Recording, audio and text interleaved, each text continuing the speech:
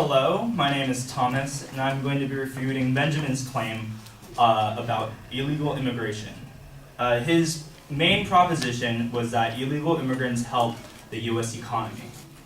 His three secondary claims were illegal immigrants help fund government programs, many companies depend on illegal immigrant labor to continue business, and his final one being that illegal immigrants increase the supply and demand of products in the U.S.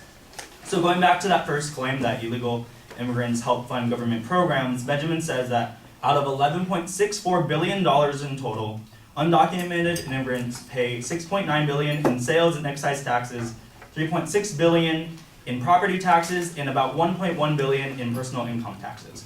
This is all well and good, but there's a lack of information here regarding where these taxes are coming from. Because illegal immigrants don't have social security numbers, they are not taxed on their income. The grounds are ineffective here because they don't portray this tax base going into helping the government programs. There is and where is this where are these services that the immigrants are going to? Where are they going to? They're going to black markets. Michael McDonald, professor in finance at Fairfield University, stated that black markets are not regulated or taxed by the federal or state government, which means that the goods and services traded there do not contribute to the tax base.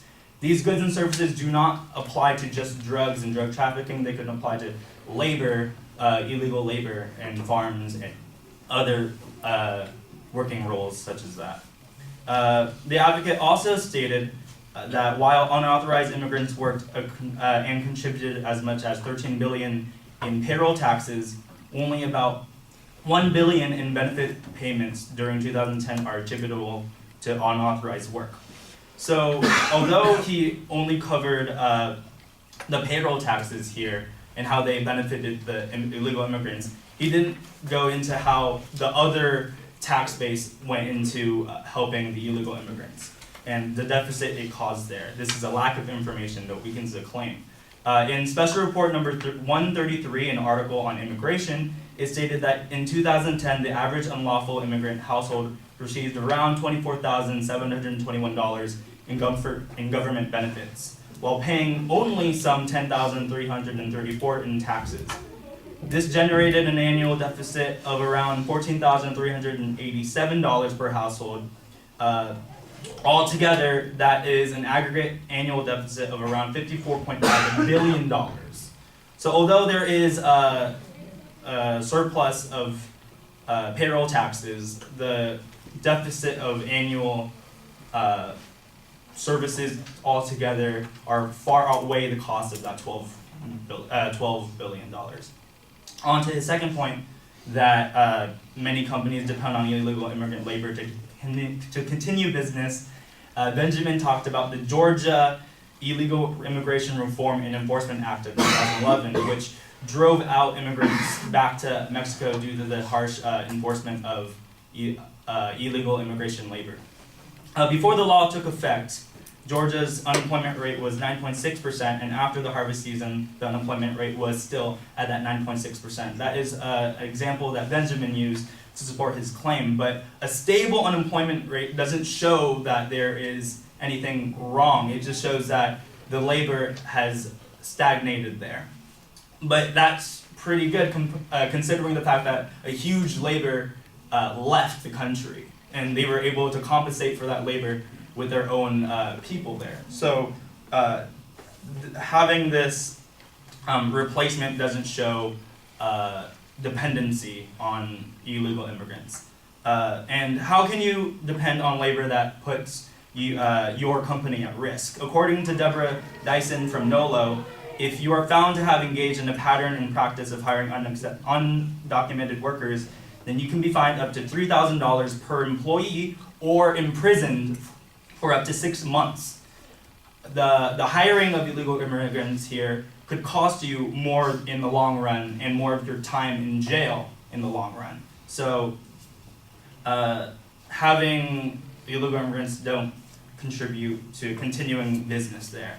The Georgia experience also had a side effect where it actually was able to reutilize unworking people of the prison population. Officials in Georgia are now dispatching prisoners to the state's farms to help harvest fruit and vegetables. That was from Forbes, Capital Flows. Instead of using illegal immigrants that were paid low wages and are not taxed, we are using the unworking population in prison that we are paying for in taxes and in government services. So we are using them instead of these illegal immigrants to help compensate for the dip in labor that we received there. On to that last point, that illegal immigrants increase the supply and demand of products in the US. Ben said that immigrants spend most of their money and that they demand for products create more jobs. He doesn't give any comparative data though on any examples of such things. There was no grounds on the immigrants spending the most of their money. The Spencer Morrison from National Economics editorial stated that America's labor markets has been flooded with illegal immigrants looking for work. This increases the supply of labor, decreasing the price employees must pay for workers. So since the wages are low, how can they afford more products? The advocate claims that the demand for more products increases the amount of jobs. But how can the demand for more products be compensated with the low amount of money? If there isn't any money to purchase those products, then the supply of products doesn't make any, or the demand for products doesn't make any sense. The immigration reform, the immigration, oh my gosh, can't word. The illegal immigrants contributing to the U.S. economy has a lack of information, and his claim on that needs to be stated with more research and more evidence that isn't insignificant. Thank you.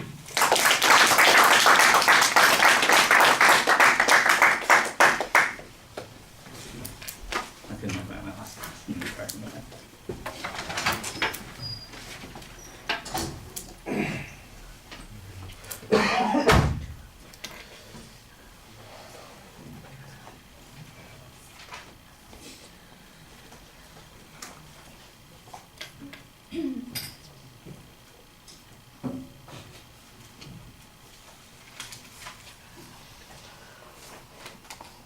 Okay, well, the structural stuff is all fine at the beginning, and I think I can see where you're going. On the first point, when you're talking about the amounts of money that are brought in, you kind of concede that there's going to be money be brought in, but then you make some arguments about Social Security and whether or not that money, how can that actually be true? So I'm not exactly sure that that gets you very much. It's a reasonable press to make, but it's in the long run doesn't advance you as much as some of the other arguments that you present.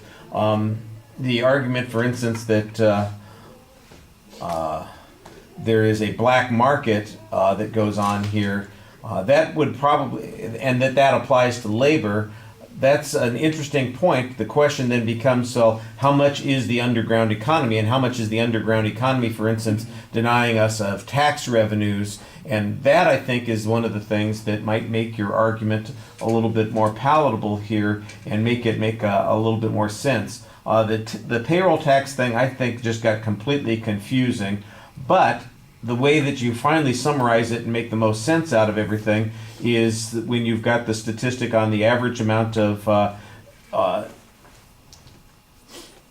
goods and services that people consume versus the average amount that they pay into, and then we've got that deficit and how much it's going on, and then you quantify it as to being $54+ billion in a deficit. You're trying to let the evidence make the argument here, and it does a pretty good job, but that's in essence the whole point here that you're trying to make, is that even if they do make contributions to the tax base, the problem is that they utilize resources at a rate that's much greater than they can compensate with that use, and it's primarily because they are not documented because they're not part of the system, that we get that disproportionate kind of issue. That's the argument that you need to be making. And you are making that argument, but it needs to be clarified. You're letting the evidence try to make the argument for you there, and you need to have a declarative statement to go along with it. The second point I thought got a little bit confused because it's all about, I think, the Georgia law, and you're doing unemployment comparison statistics, and I'm not exactly sure what it means in the long run. I guess the idea is, well, if the unemployment numbers didn't change, then that means that when all those people who were working illegally left, that somebody stepped into those particular jobs, and so that's why we have the same numbers. I'm not sure that that's a reasonable interpretation of those numbers. I don't know that the advocate's interpretation was a reasonable one either, but it just seemed to me like it didn't mean that much there. The other argument that you had, the second argument talks about why would anybody risk hiring people when there's going to be a negative cost to it? Well, the negative cost is primarily the Georgia law. That's what the penalties are. The question is whether or not that law is going to have a beneficial impact. And in essence, you're saying, well, there's a penalty, so automatically it's going to have a negative impact if people violate that. That's a little bit circular on this argument. In other words, there's a penalty because what you're doing is, getting you a penalty. I'm not sure that there's much dispute about that. Now, I like the idea that this prison population, there's a value argument here that in essence seems to be suggesting that we already have a resource of potential workers that we are paying for and have been covered, that we could be getting work out of, as opposed to the ones that aren't here legally, working legally, and that we have to pay extra in supporting them because of the disproportionate amount that they use in resources there. I think that's an interesting argument. I don't know whether there's any way to quantify it. It was an interesting point. I think the third point that you're making is a very good challenge to the premise that simply because there's more people working, there's going to be more demand for goods. But your argument seems to be that suppressing wages, which is going to have a negative effect on demand for goods. If you had a couple of examples, I think that would be a little bit, the statistic was okay, and the explanation about how it works is okay, but if you had some example about, for example, that we've had declining demand for particular kinds of products, or it's not as widespread, or people can't afford certain kinds of things, the standard of living has declined for a segment of the population, that's the kind of stuff that would sell that argument a little bit more. All right, thank you.